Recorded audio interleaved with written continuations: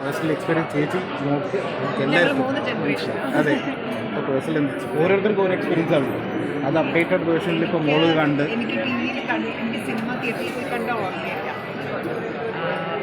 അതാണ് എൻ്റെ ഒരു വലിയ എക്സ്പീരിയൻസ്. അത് ഞങ്ങൾ 3 ജനറേഷൻ ജീവിച്ചിരുന്ന് കാണാൻ പറ്റും.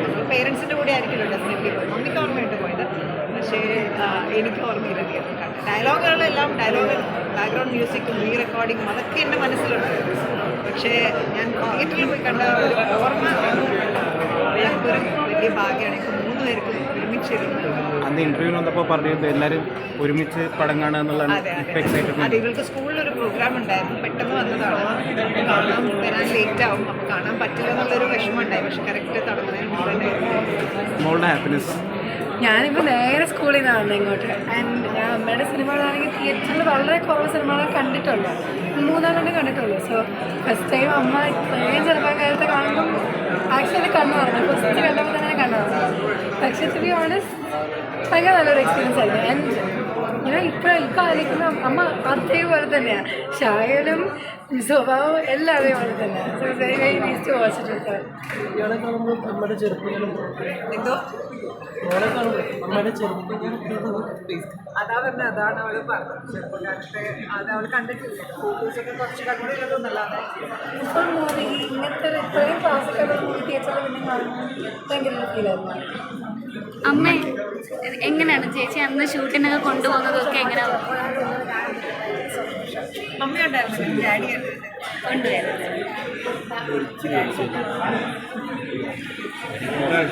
Thank you. ഈ ഒരു കാലത്ത് ബുദ്ധിമുട്ടുകളുള്ള ഒരു ചിത്രീകരണം നടത്തിയെന്നുള്ളത് ആലോചിച്ചിട്ട് തന്നെ പേടിയാണ്. ഗൂഗിളിൻ്റെ പേഴ്സണൽ ഫേവറേറ്റ്സ് അച്ഛനായാലും സുരേഷ് മമ്മൂക്കയായിരുന്നു.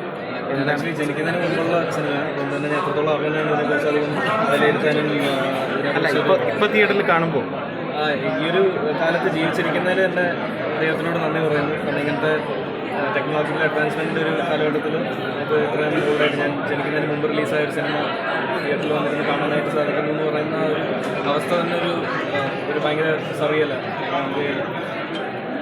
ഹാപ്പി. ഇന്നത്തെ അച്ഛനേക്കാളും ഇന്നത്തെ കഥകളും അതിൽ നടന്നിരുന്നവരുടെ സൗഹൃദങ്ങളെ പറ്റി നമുക്കാണ് എനിക്ക് സംസാരിച്ചിട്ടുള്ളത്. എനിക്ക് ജസ്റ്റ് ഒരു ബേസിക്കൽ അറിവുണ്ട്. അവരുടെ ഓരോ പഴയ സിനിമകളും ടി വിയിലായാലും ഇങ്ങനെ റീ റിലീസ് വന്നിട്ട് കാണുമ്പോഴായാലും നമുക്ക് ഈ പറഞ്ഞ കഥകളായിട്ട് വെച്ച് റിലേറ്റ് ചെയ്ത് എനിക്ക് അന്നത്തെ സന്ദർഭത്തിലാണ് ഒരു ഫൈറ്റ് സിനിമയ്ക്കകത്ത് പറഞ്ഞാൽ അവർ തമ്മിലുള്ള കോൺടാക്റ്റിന് അവർ അങ്ങോട്ടും ഇങ്ങോട്ടും കംഫർട്ടബിൾ ആണ്. ആ ഒരു അവസ്ഥ തന്നെ അന്നത്തെ അവരുടെ ആ ഒരു സൗഹൃദത്തിനെ ഭയങ്കരമായിട്ട് ഡിനോട്ട് ചെയ്തു. അതിനുശേഷം നമ്മൾ ബിഗ് സ്റ്റാർസ് ഒരുമിച്ച് അഭിനയിക്കുമ്പം അവർ തമ്മിൽ അങ്ങനെ ഒരു ബോഡി ടു ബോഡി കോൺടാക്റ്റും ഒക്കെ തന്നെ വളരെ കൺട്രോൾഡായിട്ടും ഫാൻസിൻ്റെ ഒരു ഇഷ്ടത്തിനനുസരിച്ച് എനിക്ക് തന്നെ കൊറിയോഗ്രാഫ് ചെയ്യുന്നത്. പക്ഷെ അന്നത്തെ ഒരു ഇങ്ങനത്തെ ഒരു മാനദണ്ഡങ്ങളൊന്നും ഇല്ലാത്തൊരു പരിപാടിയാണ് ഈ സിനിമയിൽ. എല്ലാ പഴയ സിനിമകളും അത് കാണാനായിട്ട് സാധിക്കും.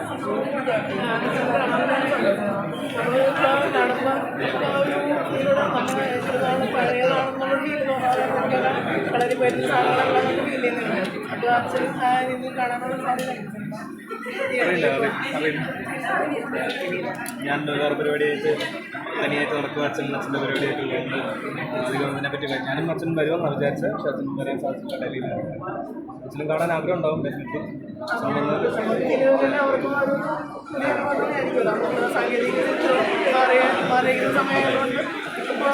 ഈ സിനിമ ഒന്ന് കണ്ട് എക്സ്പീരിയൻസ് ചെയ്യണമെന്ന് അച്ഛനും ആഗ്രഹം കാണും. എനിക്ക് ആഗ്രഹമുണ്ട് അച്ഛനും കണ്ട് എക്സ്പീരിയൻസ് ചെയ്യണം. Thank you.